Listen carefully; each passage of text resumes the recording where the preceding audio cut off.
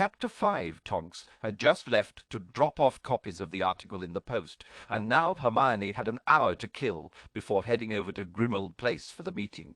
She decided she should be as prepared as possible and fired up her geek-provided special search program. This time there was a new #1 returned in the results. Paris Milton and Harry Potter XX Sex Video 39.95. What on earth? Hermione couldn't believe the things on the internet these days. Hermione looked down at her computer screen thoughtfully. That can't be right.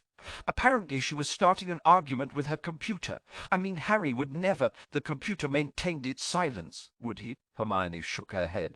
Now I'm just being silly. The computer showed it was in agreement by maintaining its silence. Must be some other Harry Potter, she lied to herself. The computer just stared back at Hermione. Well, it does kind of sound like something Harry might do. And I really should follow up any leads, right? The computer gave Hermione no reassurances. All right, fine. Hermione had made a firm and well-reasoned decision.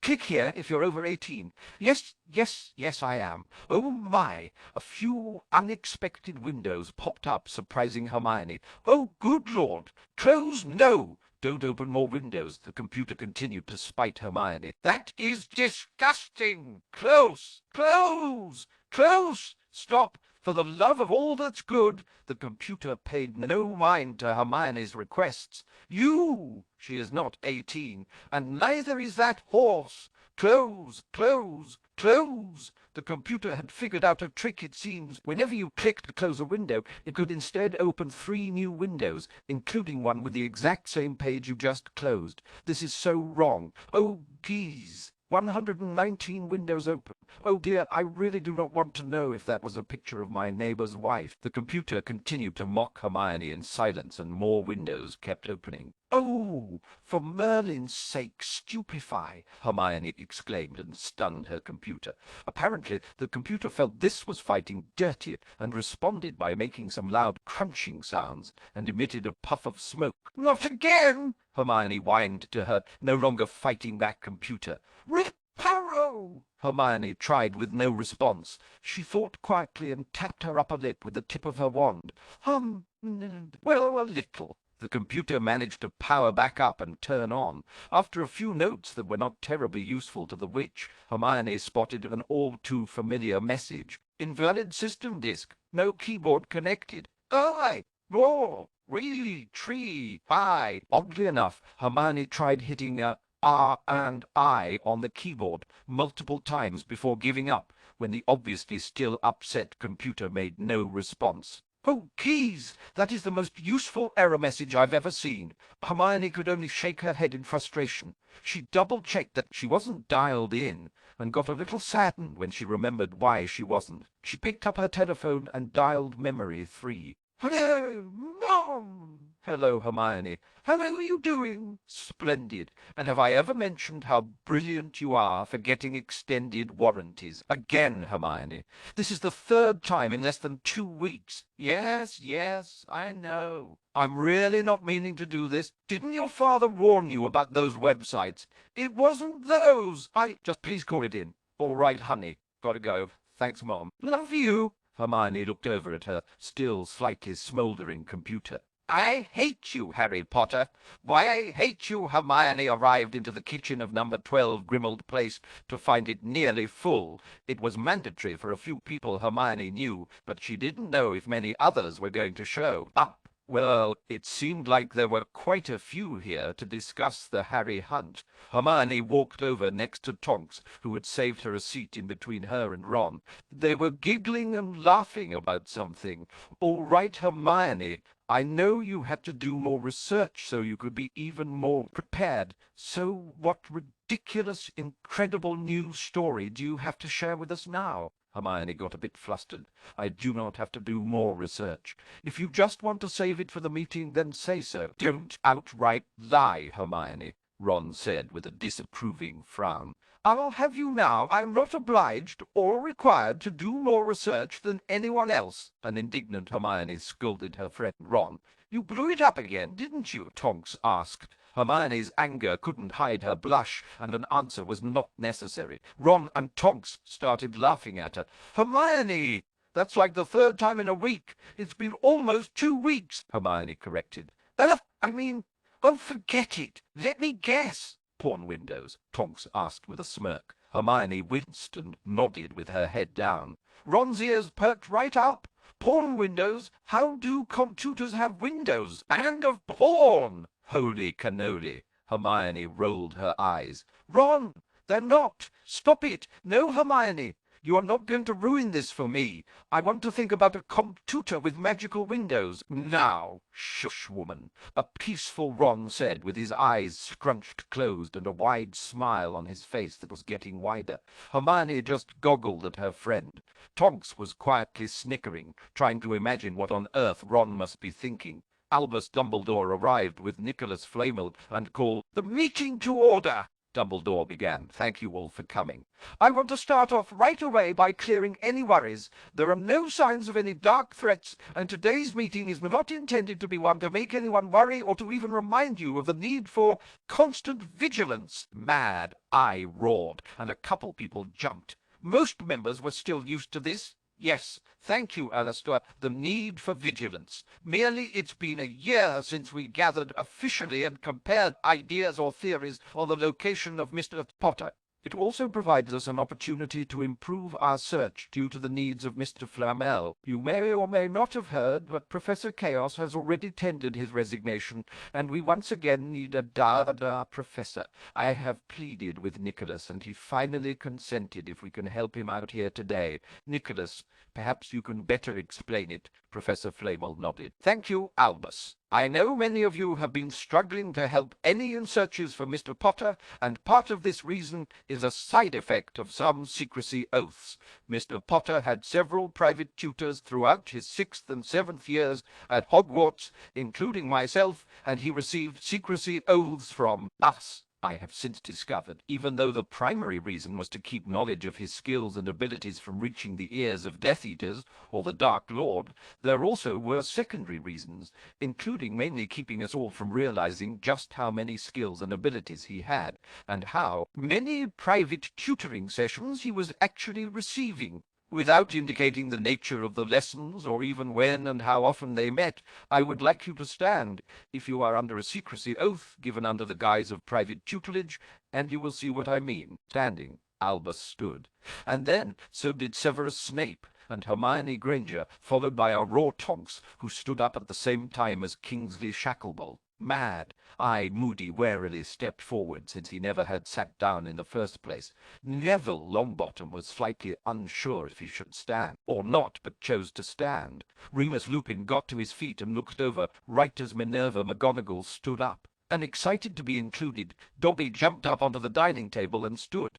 I know of at least one wizard not in attendance today, and heard rumors of others as well. Now, the situation has come to a point where, for a variety of reasons I cannot discuss, I am in need of being released from my original secrecy oath with Mr. Potter. Unfortunately, he layered all his tutor's oaths within himself similarly, so an equal agreement between him and me is required to lift the spell for me, but in doing so, it would also lift the spell for all of you. As you may guess, this is unacceptable to Mr. Potter. I haggled with him a bit, and we have reached an accord, though. It requires that I place a secrecy oath over all of us and can bind it to this kitchen, but within these boundaries we can speak freely of any tutoring we may have given him. I have asked this room free from the oath. People who you trust, who are not under the secrecy oath, may be brought into here and informed. I doubt this was Mr. Potter's intentions, but anything he doesn't specify clearly, I intend to take full advantage of. All of those standing must agree to the new oath before I can have Harry release the old secrecy oaths. And I do not wish to influence anyone who prefers to keep their current oath, but if we are unable to do this, then I will not be able to take over the Dada position again. I unfortunately cannot explain it more in depth than that, Nicholas said, finished with a frustrated look on his face. A flurry of conversation started. Tonks yelled out, "Is there anyone who honestly would try and go against this?" I cannot imagine anyone not wishing to be able to discuss this.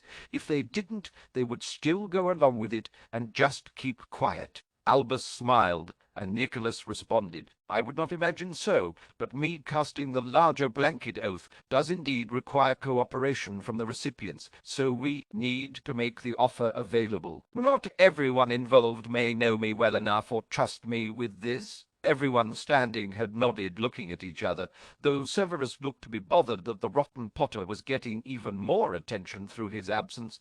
Excellent. Professor Flamel said, that contains a triggered release of your current oaths. It will be triggered by my successful completion of a new oath, so please be aware you will feel 2 different spells washing over you. Nicholas cast the oath, and the entire room became bathed in light that seemed to seep into the walls all around them. When it appeared the light had nearly gone away, the small cube that was hovering in front of Professor Flamel shot out several beams of crimson-red light. One each hit everyone standing, including some that flew upwards out the ceiling, theoretically. Professor Dumbledore, Professor Flamel, Tonks and Hermione all got hit by another red light. Professor Flamel then got hit a 3rd time. And the cube then slowly lowered and rested on the ground, inert. Excellent! I believe it all worked. But let us test it! Miss Tonks, why were you tutoring Mr. Potter? He's a bloody metamorph-magus, Tonks blurted out and smiled to see if she managed to say it. Oh man, I've been trying to say that one for a while. A few people looked a bit shocked, even though it should have been relatively obvious by now. Hermione spoke up. Professor Flamel, why did some of us get hit twice, and you, sir, get hit 3 times? I was assuming that was because you were under more than one oath, Nicholas responded. Tonks shook her head. I wasn't. Neither was I, Hermione added. Albus pursed his lips. I was under 2. Oh dear. I think Mr. Potter has done something else to this cube that I didn't know about. Ron spoke up. What is that cube, anyway? I thought only Harry would have been able to release their oaths. Harry stored the release in the cube and left it to be triggered by my successful completion of the new oath. It appears he snuck in something more for Miss Tonks and Miss Granger. Forgive me for a moment. And Professor Flamel moved his chair right next to Albus's, as far away from the 2 girls in question as he could. Seeing this response, everyone else moved back a bit too. Ron went over and stood next to Mad. Curses over his shoulder at him. Hermione looked over at her partner in exile. Why does Harry do this to us? What have we done to him? Tonks was looking around the room. I don't know, Harry, but he's somewhere. Laughing at us, no doubt. Apparently he wasn't alone, though, as Remus and Dobby were laughing at them, too. An irritated Tonks exclaimed. Oh, fine, stay away, you cowards. Anyways, speak up, people. Who else tutored Harry, and in what? They were all looking around at each other. Some of them seemed reluctant to betray any trusts Harry had placed in them. Look, Harry has made his disappearance into one gigantic game. Him versus everyone else in the world. Hermione tried to rally them together. Remus was snickering. Yeah, and he's winning. Yes, he is. Thank you, Remus. Now stuff a scroot in it, please. And he's allowed us to talk here, so he intends for us to work together. He wants us to share his secrets. So I will start. Harry is an elemental, and I helped train him in controlling the air and the fire elements. He was easily a master or a 1st class by the end of 6th year. And halfway through 7th year, we stopped because there wasn't anything he hadn't done that we could find. Neville Longbottom stood up. Harry helped me discover I was an earth elemental. We sort of learned about it together, even though he was always a step ahead of me. Dobby raised his hand, and Albus kindly called on him to speak. Master Harry was able to mimic house elf magic. Dobby taught Potty how to clean and how to pop. Popty, an extremely amused Remus, asked. When Master Harry was doing house elf work, he was called Potty, Dobby said with pride. And he lets you call him Master Harry? Last I heard, he wouldn't answer to you calling him Master, Remus asked. Dobby dropped his head shyly. Master Harry finally allows it because he calls Dobby Master Dobby in return. Remus just laughed and stood up. I helped Harry learn first soundless magic, then wandless magic, then wandless magic, then wandless magic without sound or movements, and then thought magic, the closest thing to a hurdle, was his thought magic is only as strong as an average wizard's normal wand magic. As you can imagine, the majority of it is simply unfair to the rest of us. The rest of the people there were beginning to understand why Harry would want to keep these things quiet. Every one of them but Remus would have written off things like wand magic without movements or thought magic as impossible. Kingsley stood up and added, "I tutored Mr. Potter in fitness, muggle fighting styles, and some limited martial arts." Moody stomped his peg leg and got people's attention. "I trained him to track people and to move quietly and unnoticed. Maybe a few of the more destructive curses, too." Minerva cleared her throat. "Over the course of 3 months in his 6th year, Mr. Potter learned the art of the animagus transformation. It should come with little surprise he in fact has multiple forms. I know he had become a lion, an eagle, a griffin, and a golden griffin before he continued his studies on his own. But considering it should be impossible for a metamorph magus to complete the animagus transformation, I don't think we should assume those are his only forms." Albus took his turn. "I tutored Harry frequently throughout 6th and 7th year in a wide variety of mental disciplines, including but not limited to occlumency, legilimency, telepathy, empathy, and what I assumed was telekinesis, although now I realize it may have just been a manifestation of thought magic."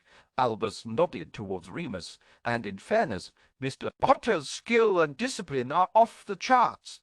Though discipline barely feels like an accurate term to him when it comes naturally. He can skim exterior thoughts with legitimacy without needing eye contact, and I was unable to detect it. I also watched him just a couple days ago win a Scrabble tournament. I sent out Legilimen's probes and read the complete mind, thoughts, and history of a muggle named Harry Potter, who grew up with loving parents named James and Lily, and who now works for a fashion magazine dressing up models in lingerie," Albus stated with a twitch in his beard.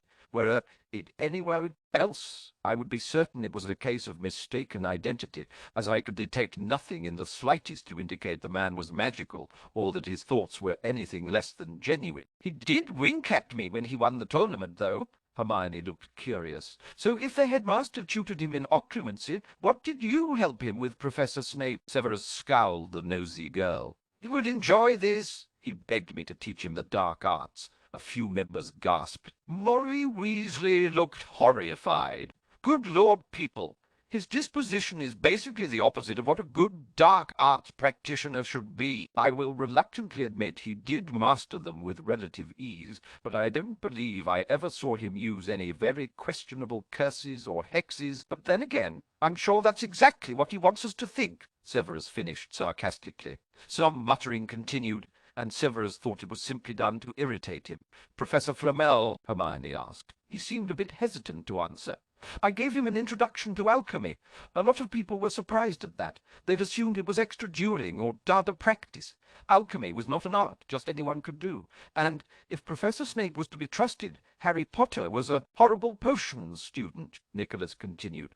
"And I am under other oaths, but I will add I do have an ongoing project with Mr. Potter and am in infrequent communication with him." A number of people asked him a flurry of more questions, and he just shook his head. He never even said no or don't ask. He simply shook his head, unable to say anything more. Albus stood up and called for silence. "Please stop pestering my dada, Professor. I knew this would happen, and he will remain in confidential communication with Mr. Potter.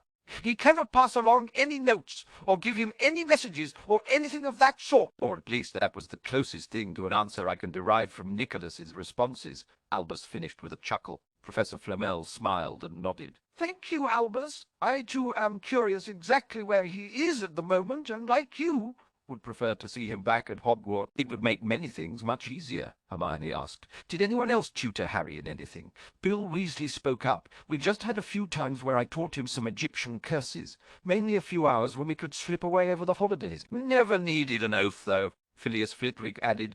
"I provided him with some study aids, and practiced dueling with him after class a number of times. I always assumed he was holding back." Madame Pomfrey put in her 2 nuts. Never had formal lessons or anything, but I gave him quite a few pointers during his weekly hospital visits. Halfway through seventh year, the majority of the healing he could handle himself, and he wasn't dropping by weekly near as much, but when he did, it was usually a bit grisly. Everyone else remained silent, thinking about all the times they thought they had either seen or heard from Mr. Potter. No one seemed to have the first clue, except perhaps Professor Flamel, who was unable to give them the first clue. Surprisingly, it was Severus Snape who took the next step in the discovery portion of this meeting. Raise your hand if you think you received a birthday gift or something similar from Mr. Potter. Every person there raised their hand, and Severus plastered the snarkiest smirk he could all over his self-satisfied, smitten face.